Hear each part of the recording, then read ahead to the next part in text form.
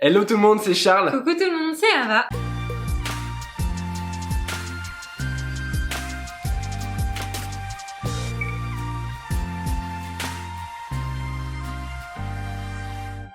On espère que vous allez merveilleusement bien. Comme toujours. Vous le savez, demain, c'est la Saint-Valentin. Après-demain, c'est la Saint-Valentin. Je vous testais, évidemment.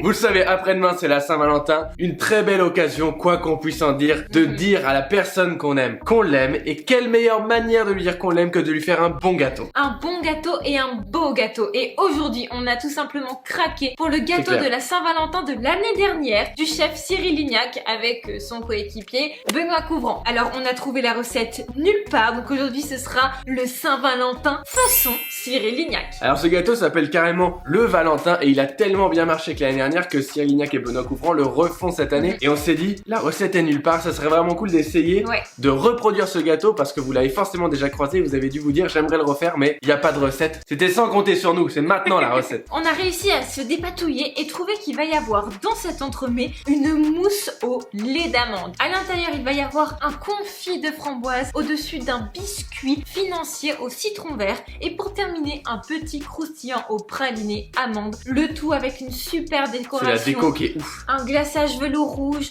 un glaçage miroir rouge pour venir faire des petites coulures comme ça, juste magnifiques. Si avec ça, vous n'avez pas le droit à un petit bisou à la fin de la soirée, c'est qu'il y a un vrai problème et qu'il faut se poser des questions. Mais ne vous inquiétez pas, si vous n'avez pas de Valentin ou de Valentine, vous pouvez aussi vous le faire pour vous et vous faire vous-même des bisous. Ah, vous allez kiffer grave. Alors, on va commencer dès maintenant avec la confection de cette ganache montée à l'amande, donc au lait d'amande. Vous allez adorer, c'est parti.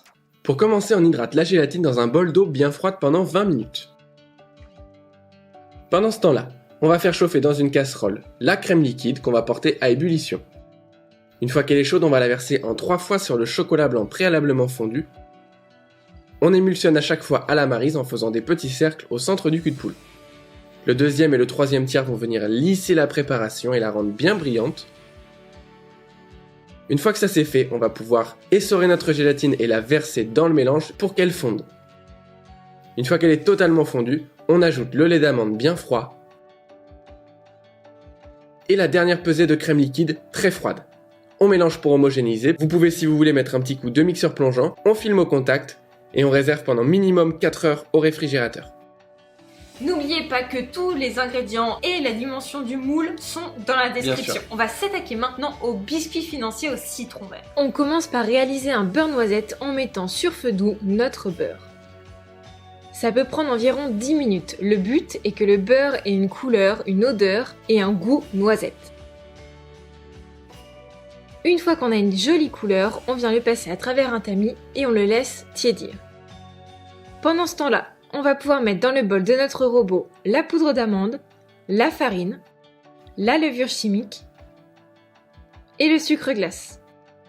On rajoute un petit peu de sel fin et à l'aide de notre feuille, on vient mélanger toutes ces poudres. Une fois que c'est bien homogène, on ajoute petit à petit les blancs d'œufs non battus.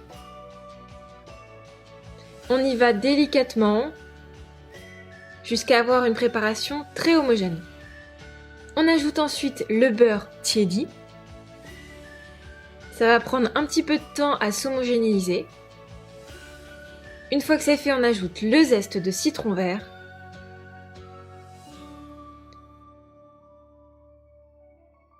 Et on va pouvoir venir couler le tout dans un cercle de 20 cm, préalablement graissé. Et on enfourne pendant 15 minutes à 180 degrés. On retire le cercle et on va venir, à l'aide d'un fil à génoise, couper pour que le tout soit parfaitement droit, sur 1,5 cm de hauteur. Voilà, maintenant que ce biscuit est fait, on va venir réaliser la gelée, la compotée qu'on va venir couler directement par-dessus. On verse dans de l'eau froide la gélatine en poudre et on laisse reposer pendant 20 minutes. À côté de ça, on va mélanger notre pectine NH dans le sucre bien intimement pour éviter les grumeaux dans la compotée. Une fois que c'est bien homogène, on fait chauffer petit à petit nos framboises surgelées avec le jus de citron. Et une fois que le mélange commence à être fumant, on peut ajouter la première moitié du mélange sucre et pectine. On utilise des framboises surgelées, mais si c'est de saison, vous pouvez prendre des framboises fraîches. Et une fois qu'on a la première bulle, on peut ajouter la deuxième moitié, cuire comme ça pendant environ 1 minute à ébullition, sur un feu moyen, puis on retire. Hors du feu, on va pouvoir ajouter notre gélatine bien hydratée. On mixe au mixeur plongeant, l'idée est d'avoir une compotée qui soit bien lisse. Et on va pouvoir verser ce confit par-dessus le biscuit à l'intérieur de son cercle. Ça va constituer l'insert de notre entremets. Et on va le couler sur environ 1 cm d'épaisseur. Puis on le laisse passer au minimum 2 heures au réfrigérateur.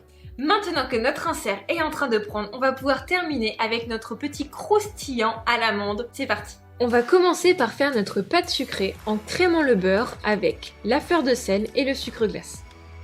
Le but est d'avoir une texture vraiment très crémeuse. Une fois qu'on l'a obtenu, on peut ajouter à faible vitesse notre poudre d'amande. On mélange bien jusqu'à ce que ce soit homogène, puis on ajoute les œufs petit à petit. Et pour terminer, la farine. La vidéo est en accéléré, mais il faut le faire à faible vitesse.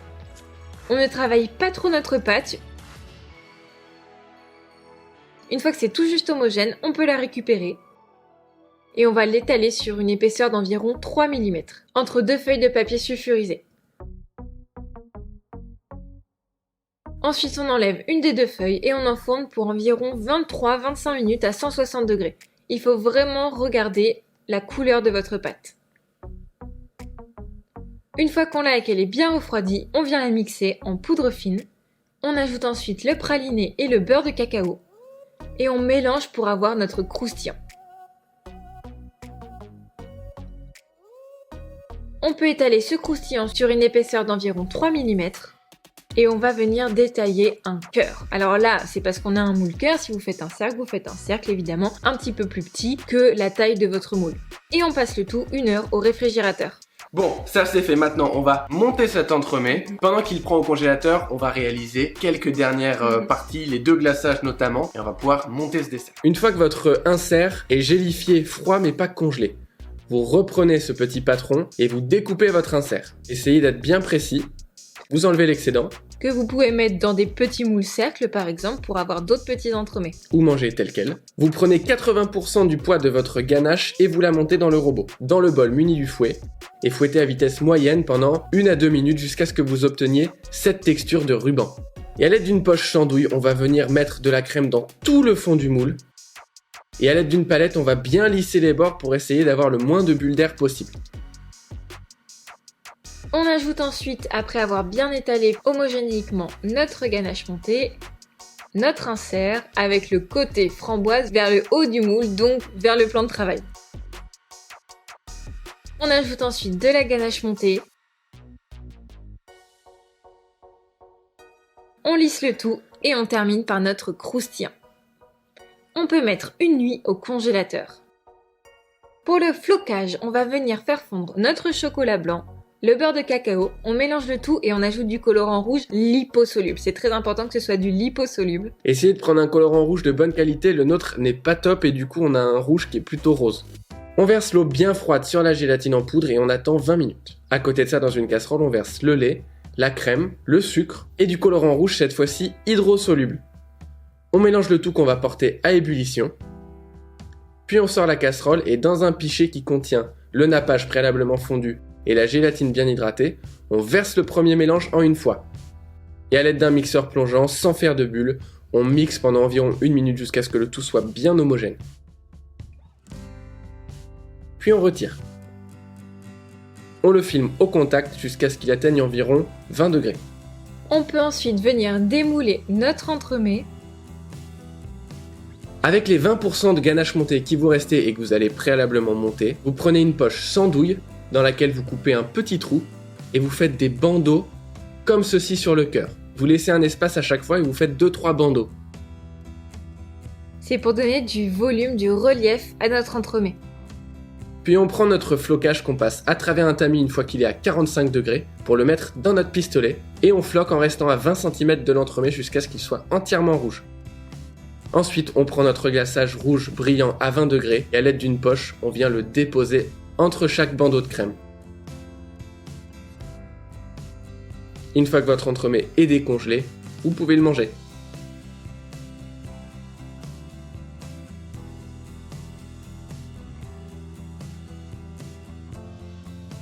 Alors franchement, je trouve que c'est hyper original cette manière de dresser le gâteau. Ils ont des idées, Benoît Couvrant et Cyril Lignac, qui sont extra. Ça sent fraîchement bon. Bonne Saint-Valentin.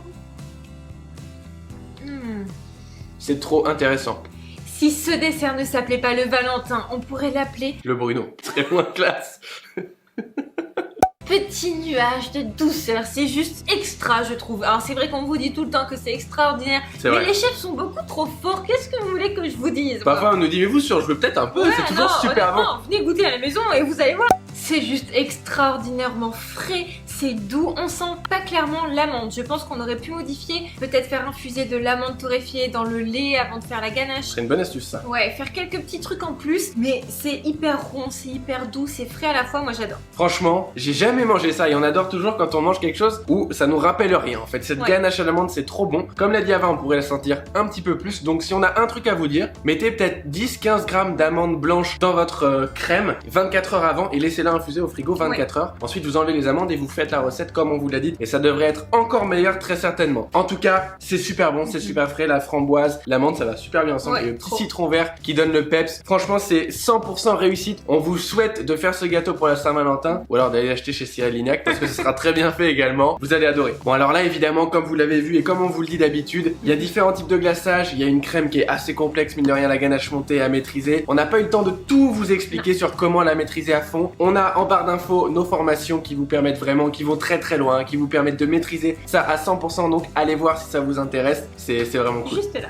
Si cette vidéo vous a plu, n'hésitez pas à mettre un pouce bleu en l'air. Vous pouvez aussi vous abonner et appuyer sur la petite cloche juste ici pour recevoir toutes les notifications. Nous, on revient comme d'habitude tous les mercredis à 16h et tous les dimanches à 11h avec une nouvelle vidéo gourmande. On sera là, on espère que vous aussi. On vous embrasse très fort. Gros bisous.